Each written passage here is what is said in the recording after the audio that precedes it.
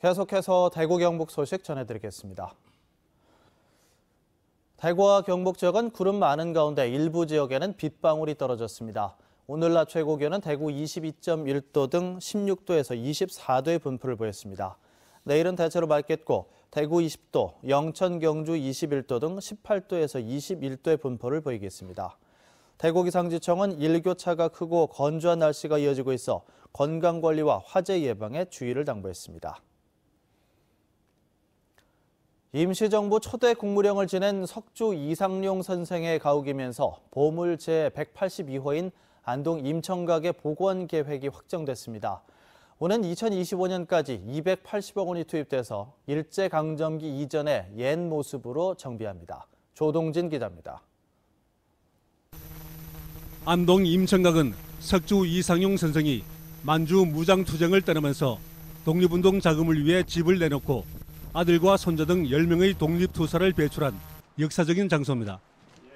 문재인 대통령이 임청각의 역사적 가치를 강조하면서 임청각 복원은 급물살을 타고 지난해 11월 정비추진위원회가 구성된 이후 1년여 만에 복원 계획이 확정됐습니다. 임청각 주변에 멸실된 임청각의 분가 3동을 35억 원으로 복원하고 철도 개설로 훼손된 주변 지형과 수목, 나루터를 22억 원으로 복원합니다. 또 70억 원으로 석주 이상용 선생의 독립정신을 기리는 기념관을 건립하고 주차장과 관람로, 소방시설 등 관람 편의시설도 재정비합니다. 특히 순조로운 임청각 복원을 위해서는 마당을 가로지르는 중앙선 철로의 이전과 철거가 선행되어야 하기 때문에 이 구간은 2020년 말에 우선 개통됩니다. 개통에 맞춰 설계 용역과 발굴 조사를 마치고 이후 해성 건물과 지형, 경관 복원 등이 연차적으로 시행됩니다. 임청각이 복원되면 안동은 세계 보편사적인 가치인 독립운동 콘텐츠를 온전히 보유하는 성지가 될 전망입니다.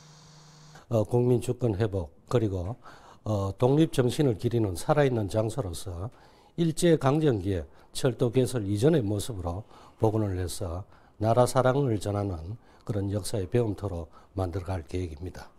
조국 독립을 위해 고향을 등지면서 애환의 역사로 변방에 머물렀던 임청각이 110여 년이 지난 이제 역사의 중심으로 우뚝 서게 됐습니다. MBC 뉴스 조동진입니다.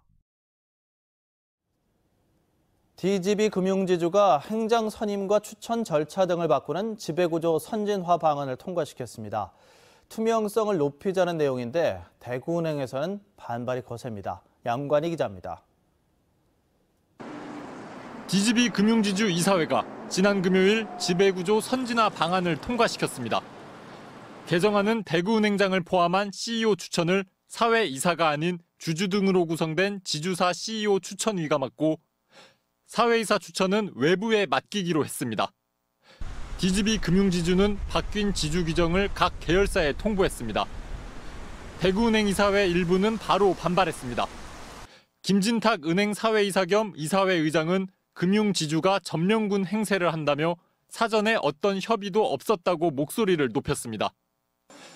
대구은행 경영에 대한 감독권이 사회이사 중심에서 DGB 지주로 옮겨가는 것에 대한 반발이라는 분석입니다. 은행 내부에서도 잡음이 일고 있습니다. 대구은행 간부들로 구성된 제2노조는 금융지주 중심 지배구조안을 즉각 폐기하라고 주장했습니다. 비자금과 채용비리 혐의로 은행장이 구속된 초유의 사태 끝에 나온 개정안을 두고 내부 갈등이 커지면서 차기 은행장 선임과 그에 따른 지배구조 개선은 또다시 고비를 맞았습니다. MBC 뉴스 양관입니다.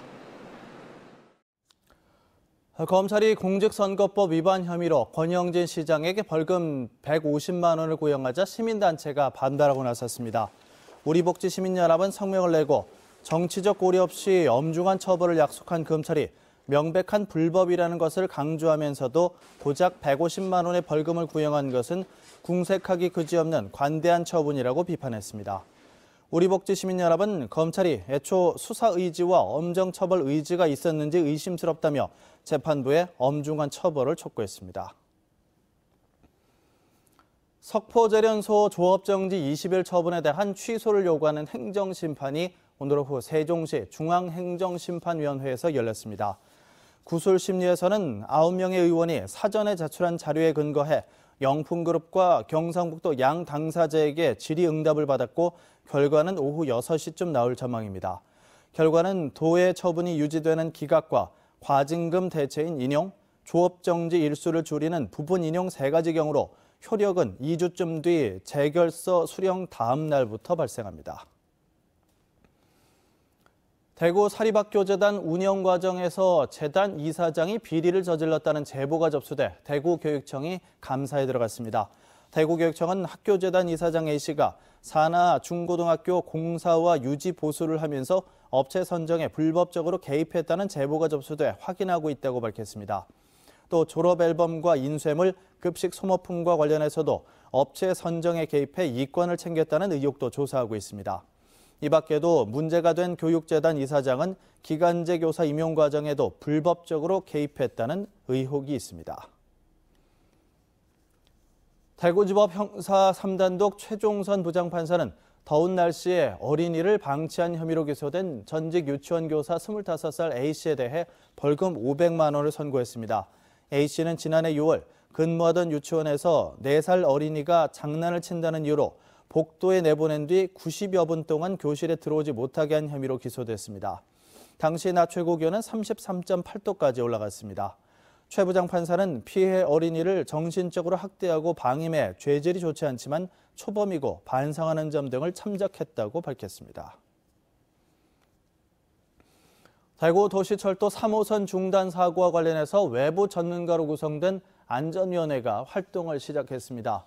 대구도시철도공사는 오늘 오후 공사 사무실에서 교수와 시민단체, 시공사 업체 임원 등 15명의 외부 전문가들과 함께 도시철도 3호선 궤도빔 핑거플레이트 탈락 사고와 관련한 회의를 열었습니다. 안전위원회는 연말까지 핑거플레이트 인장 강도 공개 검증 같은 현장 검증을 통해 부실 시공이 맞는지 확인하고 재발 방지 대책도 마련합니다. MBC 뉴스를 마칩니다. 고맙습니다.